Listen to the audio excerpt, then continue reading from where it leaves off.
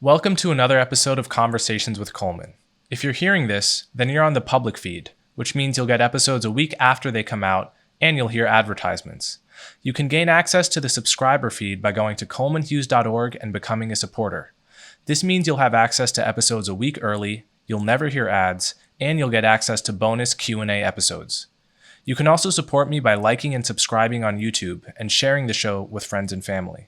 As always, thank you so much for your support. My guest today is Scott Kaufman. Scott Kaufman is a cognitive scientist who has taught courses on intelligence, creativity, and well-being at Columbia University, NYU, the University of Pennsylvania, and elsewhere. He's the host of the Psychology podcast, and in 2015, he was named one of the 50 groundbreaking scientists who are changing the way we see the world by Business Insider. Scott and I talk about his background as a learning disabled child and internet hacker. We talk about the psychology of victimhood and trauma. We talk about dark empaths, mindfulness meditation, spiritual narcissism, psychedelics, free will and its implications for praise and blame, and the benefits of adversity. So without further ado, Scott Kaufman. Okay, Scott Kaufman, thank you so much for coming on my show. Coleman, it's great to chat with you again. Yeah. It's been a while since we've hung out. Since before the pandemic, we used to get lunch sometimes and talk about a wide variety of subjects at Columbia. So it's nice to get to see your face again, hear your voice. Really nice. I'm really proud of you, by the way. I'm really proud of how much you've accomplished in just the past couple years. Thank you. I appreciate that. So your work ranges over a lot of different topics within psychology. And so let's just start with a little bit about you before we get to our topics of mutual interest. How did you come to be a psychologist? Yeah, it's a good question. How does one become anything? I guess because my training is in cognitive science, so I'm really interested in like the mind and the brain and intelligence and differences among people. Those interests did show themselves really early. When I was a little kid, I remember just like being really confused, looking even on the playground, like how come this person can so effortlessly do that move on the jungle gym and it takes me so long to do that move. I remember just thinking these things like just at the age 5, as early as can be, just why are people so different from each other? And I had some terrible early childhood educational experiences that really made me think that our education system wasn't really getting the best out of all students. And so that primed me as well. I'm trying to think of all the things that primed the pump, and it's funny because as we try to think of this, we're just telling a story. So I don't know if any of this is actually the causal reason why I became a psychologist. But, as a kid, I just really, these interests showed up early. I became really fascinated with wanting to ameliorate things. Like I feel like I remember there was a story when I was really young, my mom and my grandma were fighting in the front of the car and I was sitting in the back seat. And I think this was one of the first times I ever spoke. And I said, "Can you both be quiet? Mom, this is what grandmom's trying to say." And then I would say to my grandma, say, "This is what my mom's trying to say." And they both were like, "What the hell just happened?" Like, I think I might've been 5 or 6 or so. And that happened. So, I don't know, these things, I feel like the seeds were there when I was young. And then when I was in college and I discovered there was a whole field of cognitive science, I fell in love with it. I really fell in love with it and haven't really looked back since. So as a kid, you were categorized as learning disabled, right? As a kid, I was diagnosed with a learning disability called central auditory processing disorder because I had a lot of fluid in my ears the first couple years of my life. It made it very hard for me to hear things in real time. So what was that experience like? I mean, if your memories probably are distorted by time, but can you talk a little bit more about what that was like? Sure. I mean, I definitely repeated third grade. I remember being bullied a lot when I repeated third grade, and kids would call me all sorts of names in like the bathroom and stuff, like because they couldn't comprehend how a student would have to repeat third grade. I mean, I felt really stupid to have to repeat third grade. I'm like, it's only third grade, and I couldn't handle fucking third grade. So that wasn't good. My self-esteem was pretty low there as a kid, and I felt confused, really legit confused, because I also felt like I was capable of more intellectual challenges. And I was an extremely curious kid, and I would come home and do things that were very nerdy that I felt like, I had to keep to myself. Like I got interested in like computers. I became like a hacker, like in my room, like when I was like 12 years old, I became like a world famous hacker, actually. I don't tell that story to too many people. I don't think you've told me this before. Well, I try not to talk about it. Okay, well, you have to say more about that then. What did you hack? Well, okay, this might be beyond your comprehension because of your age, but there was something back in the day called BBSs, bulletin board systems. This is pre-internet. And you could, and there was something called shareware, which were like games for free, like Wolfenstein 3D, like the original Wolfenstein 3D and stuff like that. But I like put up a bulletin board system where I pirated games. So people from all over the world came to my bulletin board system and downloaded my games for free that you should have paid for. So yeah, it was definitely illegal.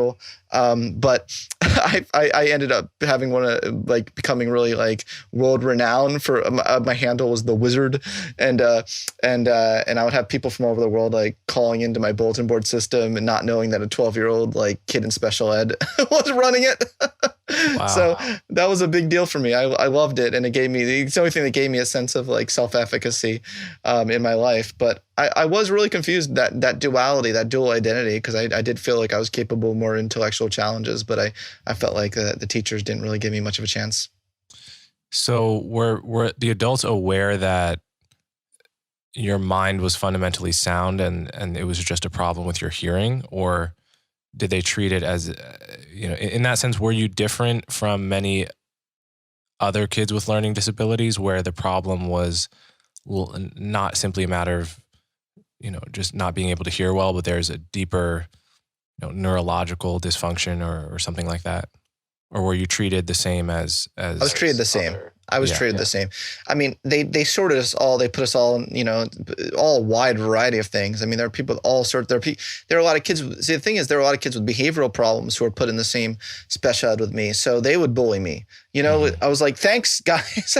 Thanks for putting me right with my bullies. Like, right. Like, so that was really frustrating. I was really frustrated, Coleman. I felt as though not only was I capable more, but I felt like a lot of my friends in special ed were capable more, and I wanted to advocate for them.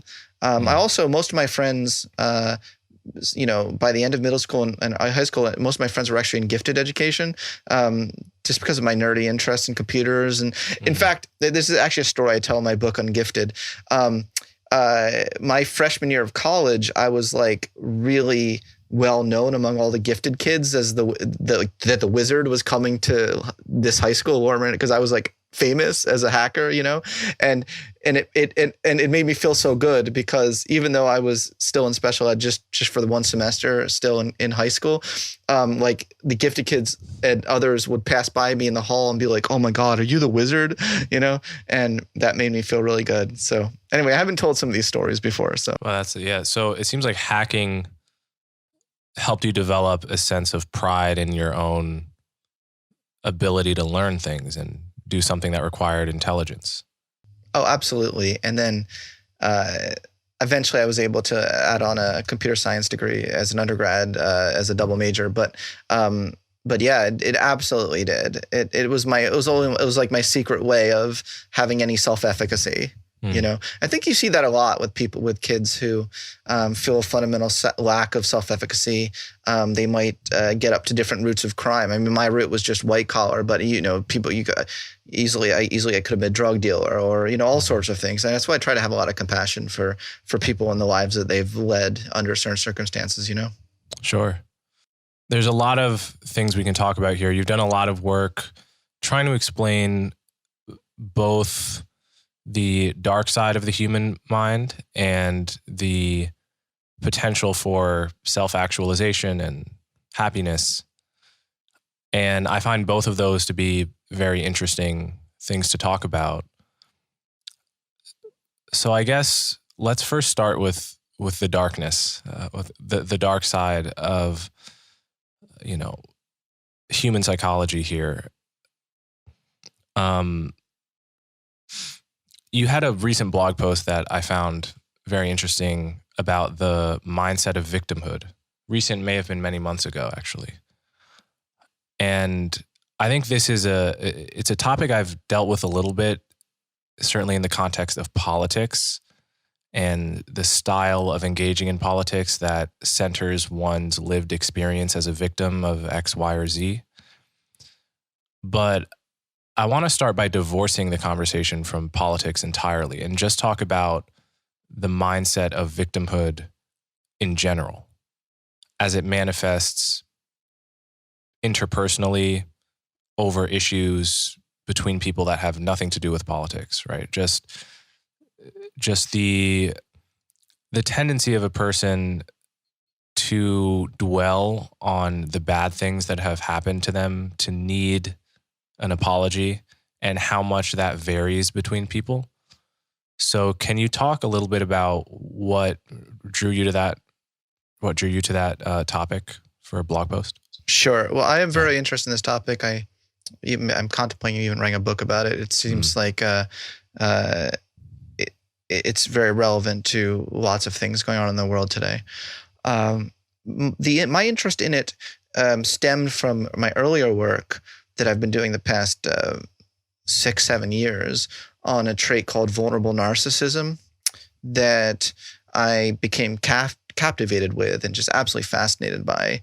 And I even started to recognize some of those own characteristics in myself from my youth, like those hacker days. Like I feel like I was totally a vulnerable narcissist. Can you define that? Yeah, absolutely. I'll definitely define it. So vulnerable narcissism includes, people talk about narcissism, and the core to all types of narcissism is a sense of entitlement. That's kind of the thread that runs through all forms of narcissism.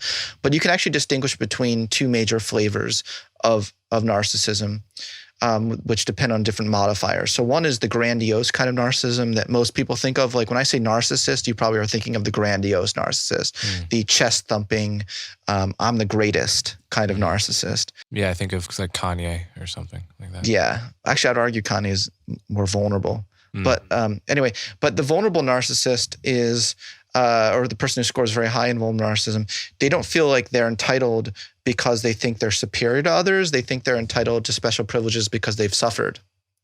So it's a different kind of the source of entitlement or the reason why one feels entitled. In fact, a lot of people with high and vulnerable narcissism can score very low in self-esteem questionnaires. They'll often report having a very uncertain self-esteem that's very dependent on the validation of others.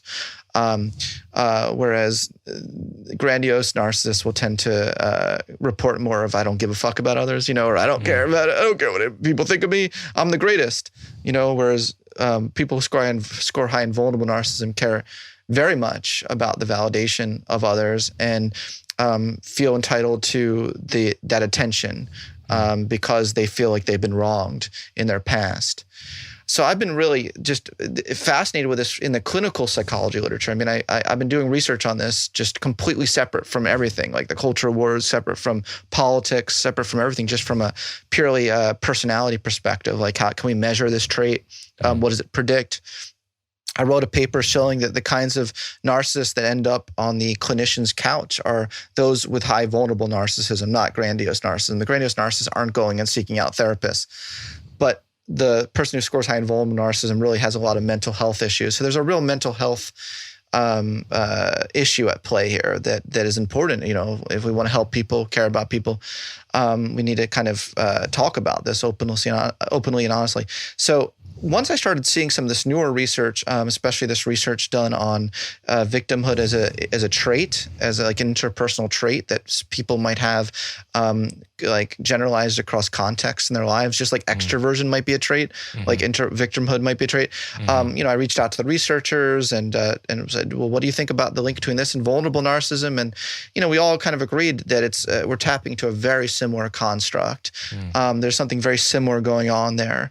So I've become really interested in this and trying to figure out how we can move people from this state that we know is only going to lead down to the path of mental health issues to a path where we can curb that and let them have the mindsets and skills and perceptions of the world and themselves that allow them to grow and to have resiliency and to be able to deal with threats in the world, not convince themselves they can't deal with threats.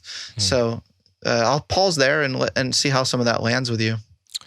Yeah, I find this to be fascinating as well. And again, we can talk about how that intersects with our political culture in a moment, but completely aside from that, I've always been very interested in how two people can have a very similarly traumatic experience, the same flavor of experience where something horrible happens to them, but one person will react by really fixating on that as the landmark event of their life, right? And just create a whole identity based around the fact of their own victimhood.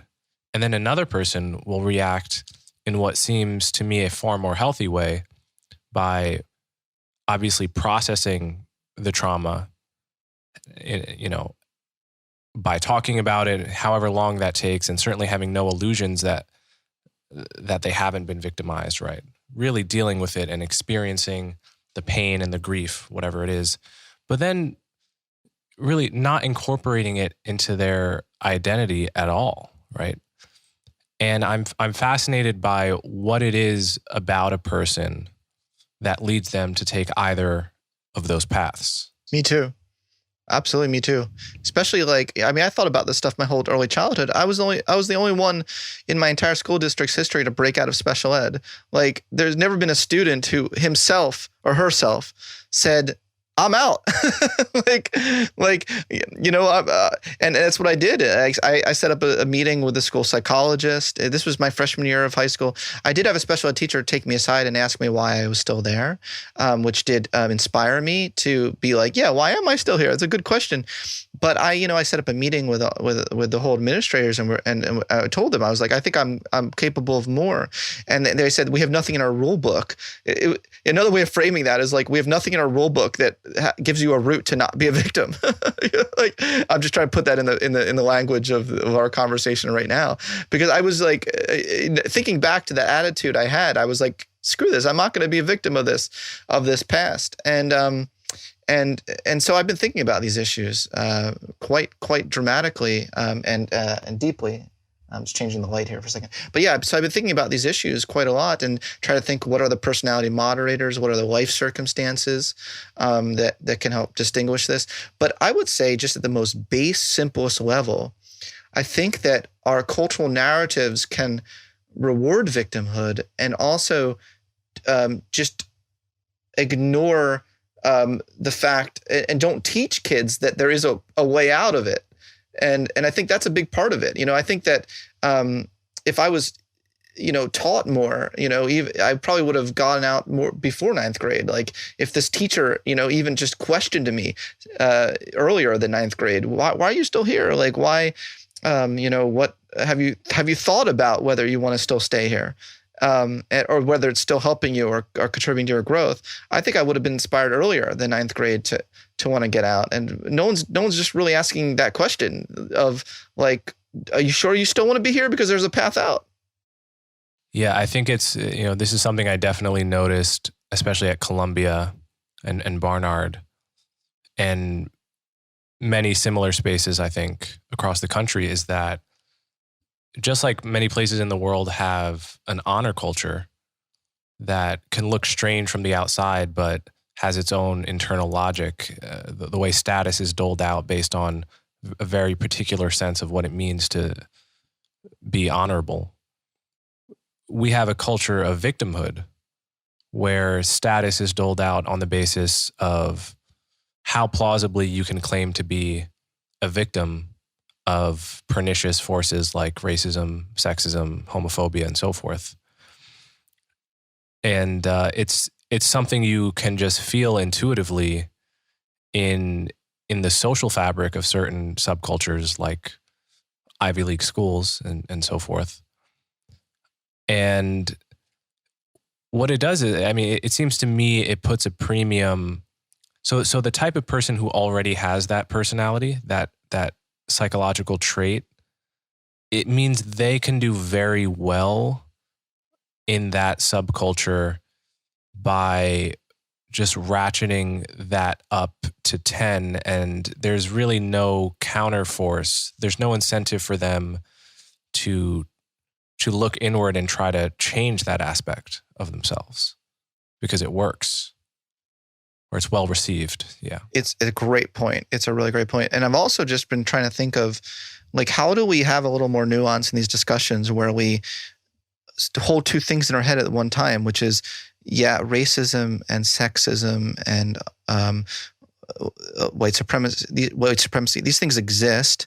But on the other hand, say I'm not going to be a victim of racism, sexism, and white supremacy. See, it's like, how can we have both of those truths at the same time? What I've been trying to really do is have a little more dichotomy transcendence, as I call it, which is a phrase my hero Abraham Maslow, I'm sure we'll talk about later, talked about a lot. Is, how can we kind of transcend some of these false dichotomies? Because that's because every time someone says I'm not a victim of sexism, they're not saying I am making the claim that sexism doesn't exist in the world.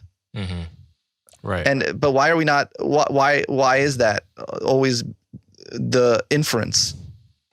It's a good question. I mean, I've experienced racism.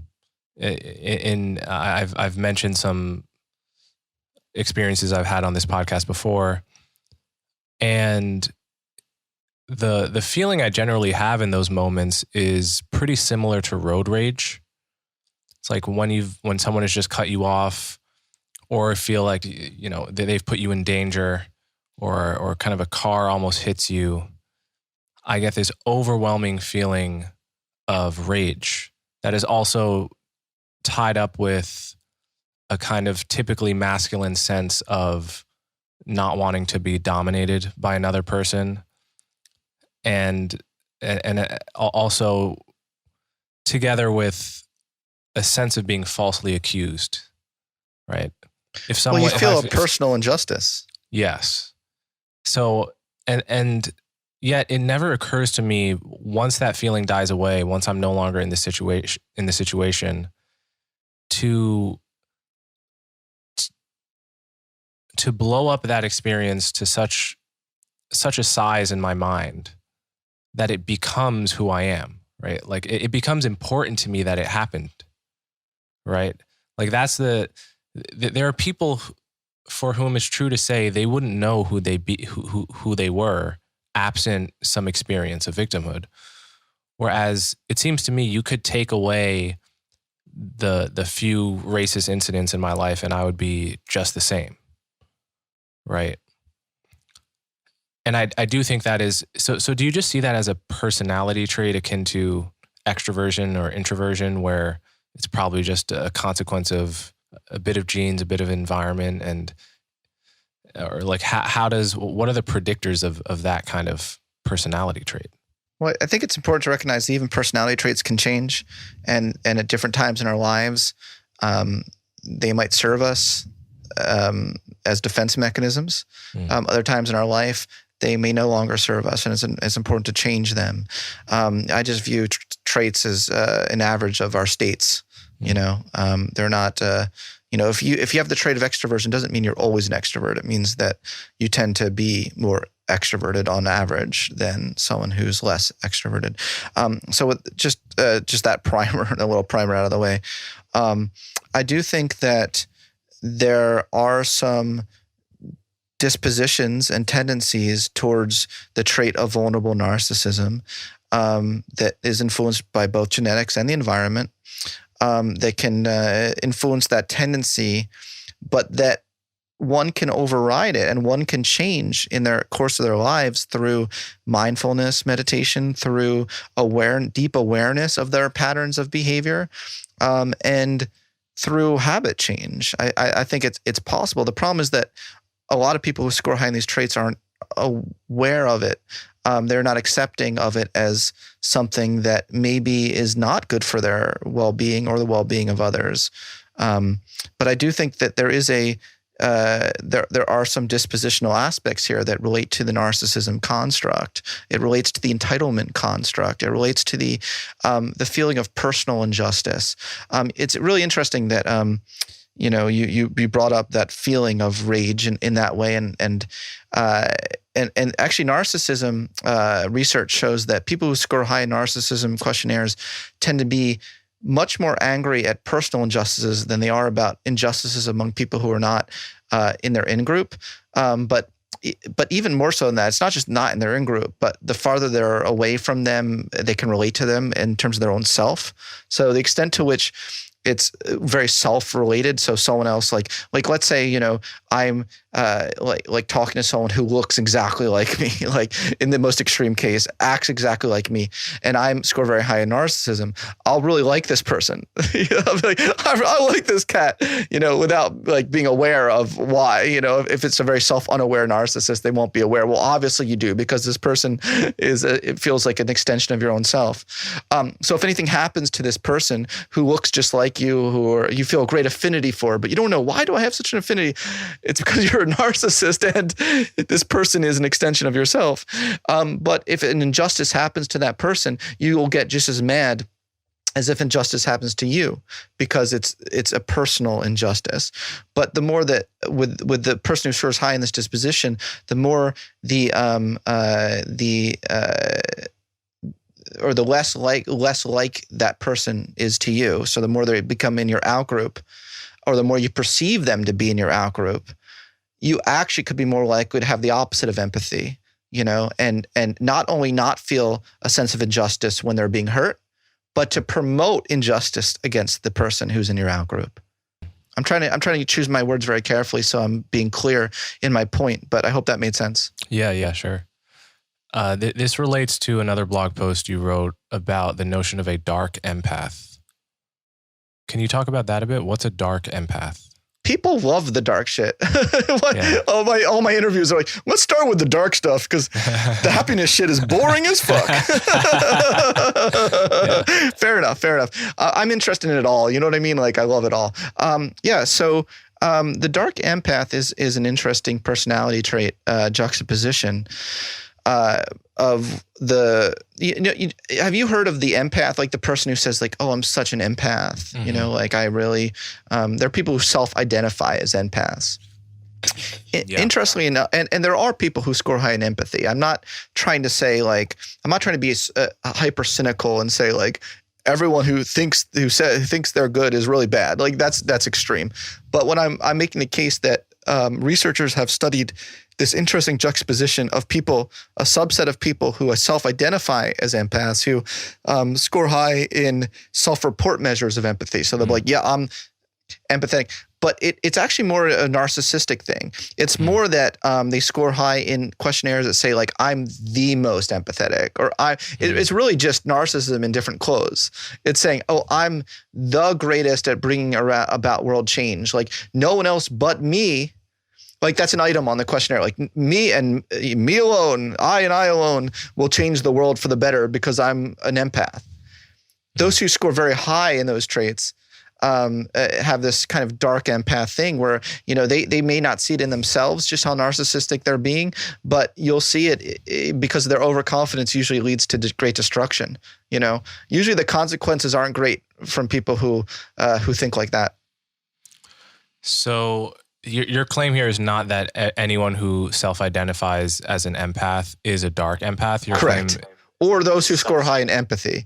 Yeah, because those who score high in empathy, the juxtaposition of traits there is there's a certain constellation of personality where they'll score high in those empathy questionnaires, but they also will score high in a measure called like collective narcissism, which I was just talking about, which is items such as I and only I will save the world. I'm the greatest at being kind to others. Like, I'm the greatest at being kind. So it's a very specific constellation. I want to be clear. I'm not being. That'd be too cynical to say everyone who scores high in an empathy questionnaire is really a dark motherfucker. Like, I'm not saying that, but do you see what I'm saying, right? Yeah, for sure. So, am I allowed to curse on your podcast? Yes, but you have to pay me $100 for everyone. That's a bit vulnerably narcissistic. No, I'm joking. So, okay, let's take a U-turn and talk about the positive psychology movement. Can you talk a little bit about the origins of this movement? Because it's something that has only really come on the scene recently, I think, in the West at least. We've been far more focused on the dark side of the human mind in psychology than on the possibility of becoming much happier. So can you talk a little bit about the history of how positive psychology sort of cropped up? Sure. The precursor of positive psychology was really humanistic psychology, which is a really interesting, really cool field in the 50s and 60s that I really resonated with, which was an attempt at countering the ideas of people like Freud, who believed all we are destructive and sexual impulses underneath everything, and the behaviorists who said that we're just rats in a maze, or a box. And the humanistic psychologist said there's more to humans. There's goodness, there's spirituality, there are higher values, there's a higher consciousness that can be goal-directed and intentional, and we can lead the kind of lives we want to lead. Also, responsibility taking was a big theme of the humanistic psychologists. So that's the precursor to modern-day positive psychology. But Martin Seligman, in particular, in 1998, when he was president of the American Psychological Association, made a call for a new field, the science of well-being, and he called it positive psychology. And it spurred a whole field and lots of research in the field to look at and putting on a scientific foundation lots of different aspects of understanding well-being. And well-being is a large umbrella. Well-being doesn't just include happiness. Well-being includes meaning in life. It includes positive relationships. It includes engagement in your life and a sense of purpose, transcendence. So well-being is a very broad construct, but people working in the field of positive psychology are really interested in scientifically testing interventions to improve these things and to understand these things. So the aspect that I'm most familiar with from experience is mindfulness meditation. It's something I've spent a lot of time doing, and I talked about with Sam Harris a few episodes ago. Have you done mindfulness meditation at all? I have. I'm very into mine. Don't you see the cushion? Right. Don't you see the cushion right there? No, yeah. Anyone could put up a cushion, but but no, I'm very much into mindfulness meditation, and increasingly so in the world we're living in, especially as I feel like I'm becoming more of a, I don't know if you've noticed this too, as you become more of a public figure, that you need to up your meditation numbers. I have found that to be the case in my own life, just in the past year or so. I feel like as I'm just not staying necessarily to the kinds of topics and things that I used to stay only to just expand a bit and even get into the culture wars a bit. I feel like I have to up my meditation. But no, I definitely think it can be extraordinarily helpful in seeing the one's mind accurately. But I think that a lot of people claim a lot of benefits from it that aren't scientifically validated. And not only that, but I wrote an article. I don't know if you read this article I wrote on spiritual narcissism. Did you read that? No, I didn't, but I'm interested. What is that? Yeah, so I wrote this article summarizing a lot of recent research showing that a lot of people in the spiritual realm who have a lot of mindfulness meditation and yoga practice they can start to have the "I'm more enlightened than you" effect, where they start to act as though they're above other humans in some sort of superiorly narcissistic sort of way because they have that experience. And I tried to argue against that and argue that's not the point of meditation. Meditation, it's good enough for me if meditation is allowing me to just see myself more clearly, or even just to realize I don't even have a self. But just to become more in touch with the reality of my thoughts and my patterns of thoughts, and just how much I'm being led by them when I am unthinking about it. To me, that's good enough, but people are claiming all sorts of benefits from mindfulness. Yeah, I remember at the end of one of my retreats, one that was particularly difficult. I think it was like 7 or 8 days. And they asked that you give up your phone, but I couldn't do it.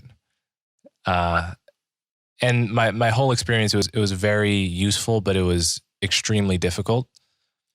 And I remember coming away from it thinking not that I was more enlightened, but just astounded at how difficult it was for me to not have a thought for even 10 seconds. Right. The sense was I'm now noticing more and more how terrible I am at this skill that I know is very useful. But I remember at the end of the retreat, once we could talk again, I had a conversation with this woman, and she said, wow, she said something along the lines of, I feel like I'm amazing at doing this, and I can't believe that other people can't do this.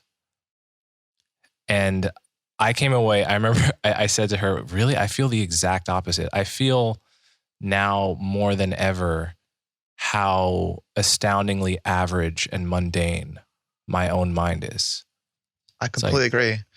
I would even go so far and say, like, if I meditate long enough, I think to myself, my gosh, you're really pathetic. Yeah. Like you can't like follow a darn train of thought for more than like 6 seconds. Yeah. Right. Yeah. Right. But yeah.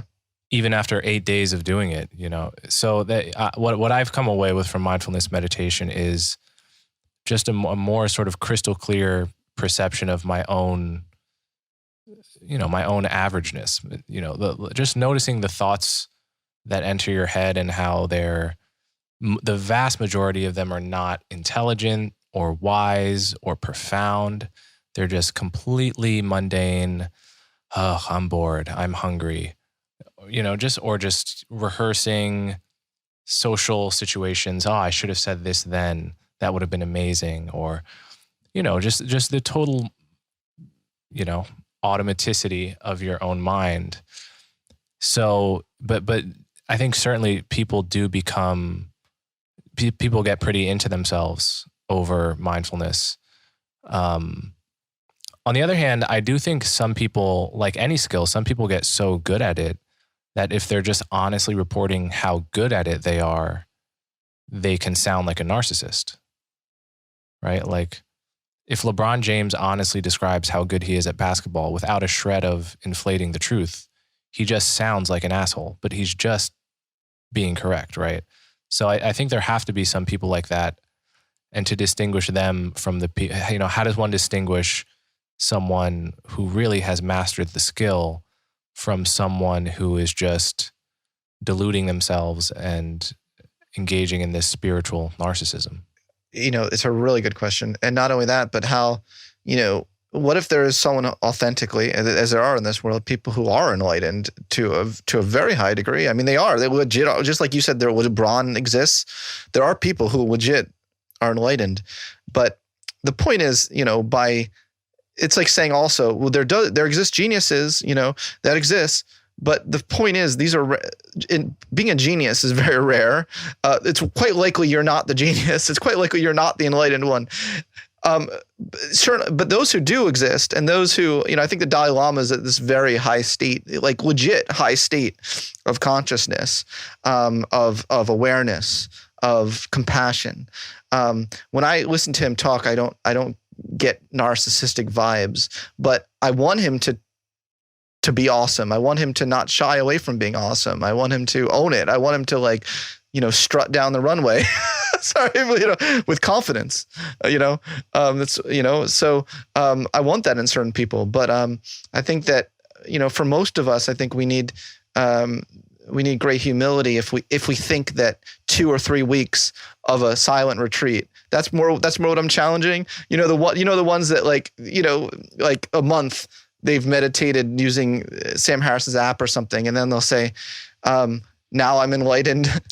now I'm the supreme leader, and then they start a cult, whatever. But that's more of what I'm challenging. Does that make sense? Yeah, sure. What about psychedelics? What role do you think psychedelics should play in self-actualization? I'm becoming increasingly interested in this, and I sure wish Abraham Maslow was still alive, and I could have a conversation with conversation with him about this, because he was very critical of psychedelics and as a method for self-actualization. He had people had written him letters. I have the letters saved. I was able to track them down where people would ask his advice, like, do you think, Professor Maslow, do you think I should use psychedelics for my self-actualization? And he would say, well, would you want to take a elevator to the top of Mount Everest? Is what he would say in response to that. But my own thinking about it, as I'm seeing more and more research on the topic, as a scientist, I have to be influenced by evidence. I can't be influenced just by my own personal opinion. Like, Scott, what do you feel in your gut? No, I have to actually go by evidence. And the more and more evidence is piling up right now is astounding on this topic, and painting a quite clear picture that psychedelics properly administered and healthfully integrated with other spiritual practices. So, for instance, a really cool new study came out showing the use of psychedelics in combination with prayer, mindfulness, other forms of spiritual practices together packed a really powerful punch in predicting well-being, decreasing depression, a lot of things that we want out of our lives. I think there's a distinction that should be drawn between LSD and mushrooms on the one hand and MDMA on the other hand. They're sometimes spoken of as a group, but LSD and mushrooms, they really give you they can take you to heaven or hell and they also just deeply change your perception of the world, right? You can have deeply strange experiences that actually can't be put into language on these drugs. And that makes them, in my mind, riskier psychologically, right? You're sort of gambling with a few hours of your own mind. And it can also make... Go ahead. Sorry. It can also put you more risk for psychosis and for being severely disconnect from the world. I mean, I'll example. I was fascinating from a psychological perspective to watch, the insurrection, on Capitol Hill or whatever you want to call it. It wasn't good what happened, and that the shaman, and I watched that shaman, screaming, oh, we're taking over the Capitol. I'm sure in his head, he's the most enlightened. From all the drugs he's taken, he's learned the truth, a deep truth about the world. But to me, I was seeing someone out of touch with the reality, Yeah, absolutely. I think I've told this story in the podcast before, but the last time I did LSD several years ago, I essentially had the experience of what I imagine paranoid schizophrenia to be. I convinced myself completely that one of my best friends was trying to murder me. And so subjectively, it just felt like I was the protagonist of a horror movie for several hours. I'm sorry. That must have been scary. Oh yeah, it was terrifying. And it's difficult. I think people who have never had a bad trip don't necessarily understand that there's actually not very much you can do to completely prevent it.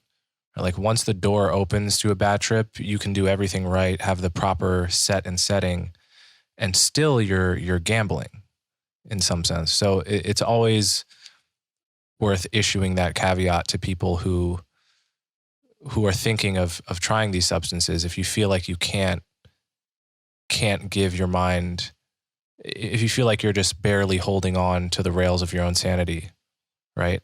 Then this may not be the thing for you. which is why I tend to recommend MDMA much more readily, with of course the caveat that it actually is neurotoxic at some dosage and taken frequently, unlike LSD and shrooms. But MDMA is really the one drug I've done where I can honestly say I felt that it made me a better version of myself after the effects wore off. And when I've seen some of the research come out about veterans with PTSD doing MDMA assisted therapy, and I don't know if you've paid much attention to this research, but it makes perfect sense to me how a drug like MDMA, if you use it to discuss the most troubling aspects of your own life, even with a friend, and even better with a professional, how you can make really months or years of progress towards understanding your own hangups in the course of a few hours. And that sounds like a crazy thing to say until you've experienced it, but that has been my and several of my friends' experience with MDMA. So is that something you pay attention to much, or? Yeah, I'm really interested in this, but I'm also interested in thinking farther ahead at the ethical implications of this, as well as the philosophical implications. Quite frankly, I'm really interested in like the free will debate, and I'm really interested in implications for our justice system. And I don't know if we want to take it here all of a sudden, or we want to open that gate of consciousness, Sure. but like, what if we have a system where certain kinds of offenders actually are quite well treated by MDMA. Like they become a really completely different person in a lot of ways, their morality and their moral desires. What sort of justification do we have to give them their sort of just desserts, as the phrase goes in the philosophy literature? What sort of is that the kind of justice system we want? Do we want to rehabilitate people and integrate them into society as quick as possible? And with these kinds of methods like MDMA that may increase the lag time, towards which someone could be reintegrated, I think it's going to raise all sorts of interesting questions in the justice system. I'm just wondering if you thought about that, or if that interests you at all, this topic. I think that's fascinating. I mean, there's something very appealing about that idea. Well, even so, the one thought experiment is just to just imagine a drug that just completely reliably cures any kind of malevolence in someone. It could just cure psychopathy. I have the strong intuition, and I think many people do, that if that drug existed, prison should not exist, right? We should just give that drug to people who commit crimes, because, in any kind of consequentialist framework, you just are making the right choice. Although I'm sure there are some people that still have the intuition that people simply deserve to be punished if they've done a bad thing, full stop, regardless of what alternatives are available. But I mean, if it's not like, like with the whole free will debate, it's not like people are actually responsible ultimately for any of the things they've done. Like everything, even the people who've done bad things, you can trace the causal chain back far beyond their own existence. Yeah. I've always had that intuition. I remember when I was a teenager and I was winning awards for my jazz trombone playing. I remember one Thanksgiving where my dad praised me for my latest award and said I should feel proud. And I don't know, I actually thought about it, and I didn't really understand why I should feel proud. And I had a bit of an argument with him about it. And the crux of the argument was that he felt I had put hundreds and hundreds, if not thousands of hours into developing this skill, and was now recognized to be very good at it on a national stage, and that I should feel good that I put in all that tough work and that it all paid off, because very few people are willing to put that much work into becoming that good at a musical instrument. But the reason I didn't understand that is because I experienced that work as play. right? And I didn't choose to be built in such a fashion so that I experienced what looks from the outside like hard work as as a kid experiences playing with toys, right? So I was trying to communicate that, like, all, when you hear me doing these, just hours of scales, that is pure fun for me. And I'm not sure why it's pure fun. Right? I didn't choose to be built in that way, but I can see for the other kids in band that I'm much better than, practicing is drudgery to them. And they didn't choose to be that way either, because why would you? It's such a good point, but no one thinks this through. Like, this is why I was cheeky in the beginning of this interview. You said, "Why did you get interested in psychology?" I was like, "How does anyone ever know why they're interested in anything?" The fact remains, like, if I'm being bluntly honest, as an answer to that question, I have no clue what all the. I'm sure there were a whole bunch of factors. Well, there were a whole bunch of factors, even going back to my great-grandparents and their genetics and their proclivities, maybe even their own life experiences, which then caused their children to live in certain environments, which then there's just the whole laws of nature, and you can actually rewind it all the way back to the Big Bang, probably, all the different reasons. All I know, and that I could explain to you as a story, is, well, as a child, and ever since long as I've lived, I've been interested in these questions of psychology. But I have no clue why at the age of 5, I told my mom and grandmom, to stop arguing and to try to listen to each other. It's because there isn't a single cause. There's a million causes that led up to that moment, that are outside of my control. You had a blog post in this vein about the nerdy dopamine pathway, I think. Is that? Yeah. I didn't know if you were going to mention my luck article, which was related to what I was just saying. I wrote an article on summarizing the latest research on luck, but also the nerdy dopamine one's an interesting one. Yeah. Yeah. Well, let's talk about the luck one. What were you saying in that article? Well, that article was interesting because researchers showed and did actually they were physicists, and they did a really interesting model showing that luck plays a much, much larger role in our life success, accumulated over time. Lots of small things add up than we're aware of, and that we attribute to talent. So that's specifically what they modeled in their system, where even gross talent differences, or even minor talent differences, and how luck really played a much bigger role in multiplying those differences over the years. So anyway, that's an interesting line of work that's being done. And I direct people to read that article for more explication. Yeah, this has always been one of my, like I said, I've always had this intuition since I was a kid that people don't build themselves. They don't choose to be who they are. They don't choose the set of instincts, the idiosyncratic set of character traits that they have. And I could just sense this, I've always felt lucky to be the kind of person that experiences certain kinds of hard work as intrinsically enjoyable, right? And I've noticed other people who don't have that, who find it more difficult to focus on one thing or focus on developing a skill. And in many ways, society is structured to favor people who really enjoy building skill sets that are hopefully ultimately marketable in some way.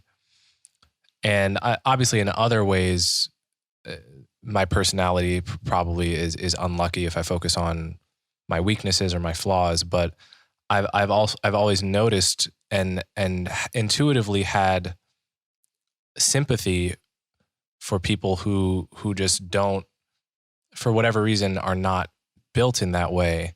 And I've always found it problematic that people talk as if everyone built their own minds, right?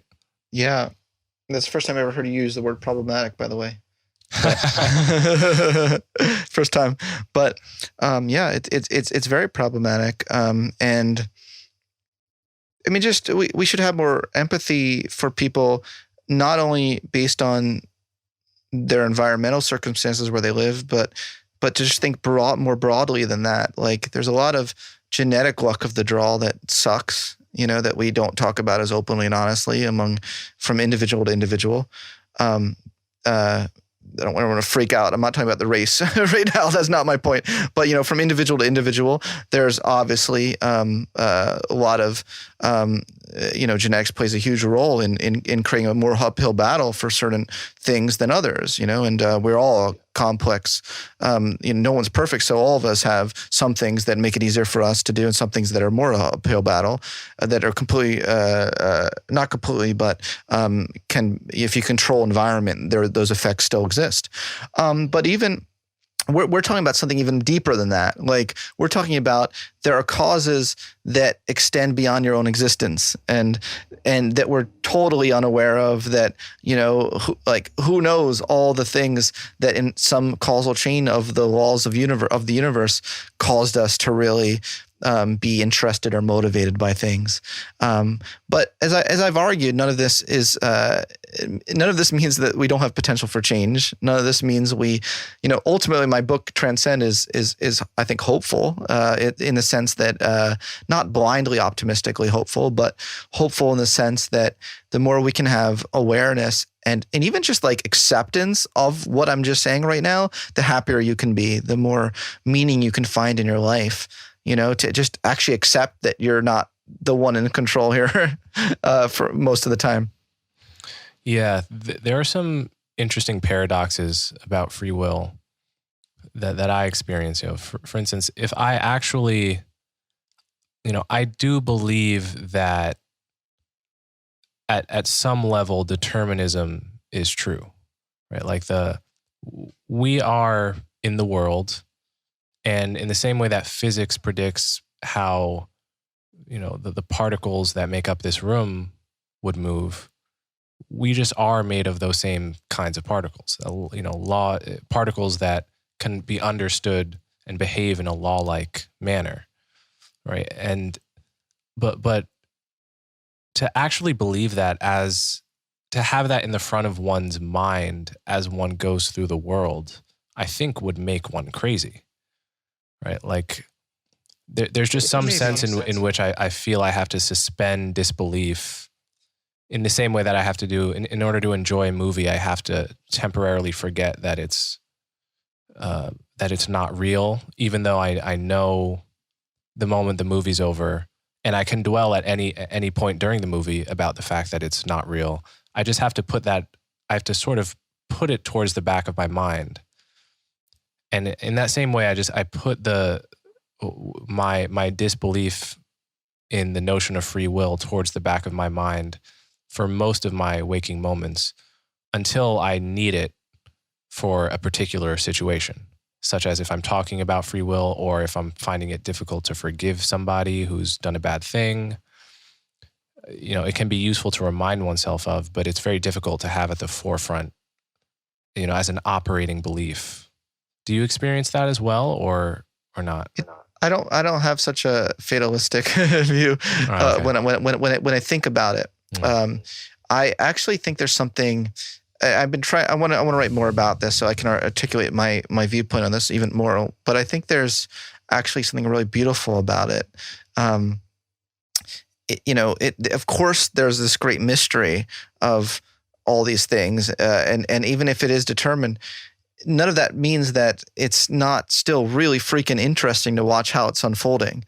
I find with myself, even if I'm fully aware because I do believe all the evidence in physics suggests we live in a deterministic universe, and quantum physics doesn't disprove that. We can still predict based on initial states. So that's a straw man when people say, but what about quantum physics? No, you can still predict, So yeah, I think we do live in a deterministic universe, but I think what's really kind of interesting is that the reality of the matter is no one, if you don't believe in God, no one knows how it's going to unfold. So I'm on the edge of my seat to see what I'm going to say next. I understand that it's all been determined. I get it. But it's kind of cool to be like, I was really crazy today. Like, and then you sit on the cushion and you meditate deeply about that. And you kind of like review the story that as it's unfolding. To me, it's kind of fun. That's like why it's fun to be alive. I can agree with that in the sense that it would be very unfun if we just did know, if we knew what was going to happen, right? And no one does. Right. Yeah. If we were Laplace's demon and just knew we could actually think about the future states of the universe from the present state, there would be no surprises. No one knows. Yes, but even it's strange to me that in principle, it's possible to know, right? Even that fact alone fills me with a kind of eeriness. Well, because of like the Heisenberg and like uncertainty principle, there's only so much information. It's actually not, well, you said in theory, but in practice, it actually is impossible to know all the factors. There is a limit to the number of information that you can actually include in your analysis. So actually in practicality, it might be impossible for for us to know anything other than a God to know. And if you don't believe in a God, then like no one knows how naughty you're going to be tomorrow except you when you do it tomorrow. Right. Still, like the notion that there's in principle, there is an answer to the question of whether the human race will be alive in the year 2300, right? In just from the initial state of the universe right now, there is in principle an answer to that question. We are too ignorant to ever discover that answer, but that's a very different universe to be living in than the one where, well, actually, nothing has been determined yet. It all depends on the choices we make, so forth. Right? There either is an answer to a question like that, or there's not. And the fact that there is, given the truth of determinism, still fills me with this strange feeling. I agree. And I'll tell you where I did get spooked out and kind of chilling feeling. I had the physicist Sean Carroll on my podcast, and we really got into this because I was like, no, come on. I was like, give me the probability there's life after death. He's like, 99% chance you're not going to live after death. I was like, give me the probability there's no God. He's like, 99% there's no God. I was like, motherfucker, like, what are you doing to me here? As a physicist. But the thing is, he's pretty sure. And physicists, like, he said it so matter of factly. He's like, and then at this point in the universe, this is what's going to happen. And then like eventually all the stars will die out. And then eventually all the darkness will consume the whole, like he was pretty confident. Like physicists are actually able to predict what the universe is going to be like billions and billions, trillions of years from now. So I'm taking this to even more of extreme than even what you're saying, about what the human species. I'm saying we do kind of actually know what the planets will be, and to me that there is something very it does put you in an existential crisis if you think about it too much. I mean, and I have experienced an existential crisis when I think about this too much, but then I try to think, well, okay, I'm going to enjoy the moment because that's my only saving thing is return to the moment, because your head really can go to a point of view and say, well, what's the point when even the whole, all the planetary systems and all the stars will eventually die out trillions of years from now, and even if that is true, how does that impact how you live your own life? That's the question. Yeah. On that note, I guess I want to give people some ideas of how to improve their own well-being coming out of this podcast. So what would you say to someone who is just boilerplate, much less happy than they would like to be in life? Yeah. I tend to view happiness as a unworthy goal in itself. I tend to view happiness as an epiphenomenon of growth. So usually when people aren't happy, it's because they're not having their basic needs met. They're not, their need for social connection, their need for meaning, their need for safety, need for connection. Connection is a really, really big one. Probably the best predictor of happiness is the extent to which you have high quality relationships in your life. And by the way, high quality relationships are not the same thing as the number of like in-groups you have in your life. I've distinguished in my book between the need for belonging and the need for intimacy or relatedness, and they're different things. One of the best predictors of happiness really is a sense of relatedness with even just a few people in your life, where you both really accept each other and kind of admire each other and can be very honest and trusting with each other. It's a big predictor of happiness. And unfortunately, during this pandemic, you have a lot of people that aren't happy, will have feeling low life satisfaction because that need isn't being met. One of the strange paradoxes of mental health during the pandemic is that things like depression and anxiety are predictably up, but suicides are unpredictably down. And that's a paradox that fascinates me, right? Because naively, you would just expect people to be killing themselves more often. Are you sure about that statistic though? Well, I'm not super sure, but I read that on in an article yesterday. Because I've seen I've seen in certain age groups, especially young people, suicide was increased during COVID. Oh, okay. Well, in any event, I think to the extent that data is accurate, okay, there could be something about, it's possible that a global crisis doesn't actually lead to people killing themselves more, even if it makes them more miserable. Right? There's this phenomenon of people not actually killing themselves very often in extremely tense situations, when you almost feel as if you're surviving from one day to the next, such as in a concentration camp or something. Yeah. You don't actually see many people committing suicide, at least not, even though everyone is miserable. And I'm curious if that seems like a plausible explanation of that. Wait, what are you positing as the explanation? That in situations of crisis, when people are dealing with enormous amounts of stress, that one can be in a mode of survival which damages one's mental health, but does not actually lead to an increase in suicide.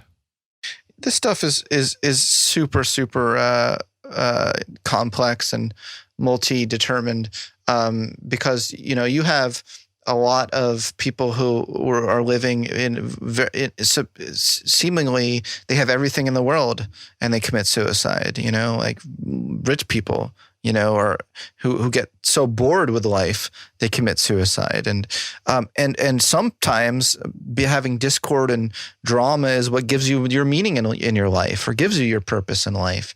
This stuff is so complicated in that way because humans are so messy and complex. One could make the case in certain circumstances of such feelings of discord is that that discord gives you a purpose that maybe you never had before, even if the purpose is just to overcome it, So humans are messy. I've often felt, in the few instances of my life where people close to me had medical emergencies, right? My ex-girlfriend had a medical emergency where for 3 or 4 days, I just had to be her full-time nurse, right? And there was exactly one thing to think about in life, which was helping her get through this medical emergency, right? There was no other thoughts were important or worth having. Yeah, is she okay? Oh yeah, she's fine now. This was 2 years ago. But is this the one I met at Friedman's? Yes, actually, yeah. what I noticed about my own mind in that situation was not unhappiness, right? There was stress, but I was actually far less anxious and stressed than I would be on a ordinary day, right? There's something clarifying about having only one thing to think about, even if that thing is horrible. Yeah, I mean, I think there's a deep truth there. There definitely is. Abraham Maslow, who I know I mention him like every 5 sentences, but he had a really interesting unpublished essay, which I discovered, kind of making the case that if people didn't have drama to fight for, they would kill themselves. Yeah. It's an interesting kind of framing of that situation. Yeah, definitely. And I used to be puzzled when soldiers who come home from war would describe their time in war as the best time in their lives, especially people who had best friends die. I'm watching a movie like Platoon or any war movie and thinking, this looks like absolute hell. I mean, I'm so grateful that I live in a time where young men can no longer be drafted and made to do that kind of horrible work.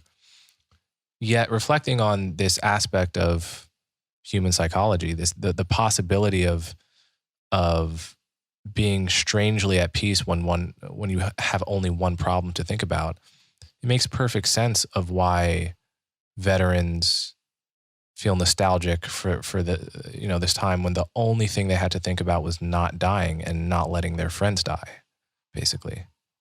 There's a lot of truth. There's something there. I mean, about our meaning and the way we get our sources of meaning and how meaning leads to happiness. I mean, it's interesting because when you look at happiness questionnaires or life satisfaction questionnaires, the best predictors are not hedonistic things. That's just a myth. That's just like when you actually look at these positive psychology questionnaires and you say, okay, what in regression analyses are the best predictors of happiness or feelings of life's a sense of life satisfaction? Hedonism is very low on the list. It tends to be situations that has given us some real sense of meaning, and some of these things like you're describing can give us a real sense of meaning. Yeah. All right. Well, on that note, I'll let you go. But first, can you tell my audience where to find your work and what you're working on now? Thanks, Coleman. So Transcend is my latest book, the new Science of Self-Actualization. Transcend, the new Science of Self-Actualization. You can get that wherever books are sold. I host a podcast that you've been on, that Coleman has been on, not the listener, probably not the listener, but Coleman's been on, called the Psychology Podcast. I'm really trying to get as many interesting people on that show, even if I disagree with them, to kind of just, something I want to do, Coleman, which you do really well, is I want to like normalize talking to people that we may disagree with. That's what I want to. I want to do more of that. I want to normalize that, like make that just like normalize. I think it used to be normal. Yeah. I think that's right. So I try to really hope to do that with that podcast. And if you're a Columbia student, take my course, The Science of Living Well, or even if you want to TA it, email me. I'm looking for TAs. I just really appreciate being on your show today, Coleman, and I look forward to our next Friedman's lunch. Yes, absolutely. If you appreciate the work I do, the best ways to support me are to subscribe directly through my website, colemanhughes.org, and to subscribe to my YouTube channel so you'll never miss my new content. As always, thanks for your support.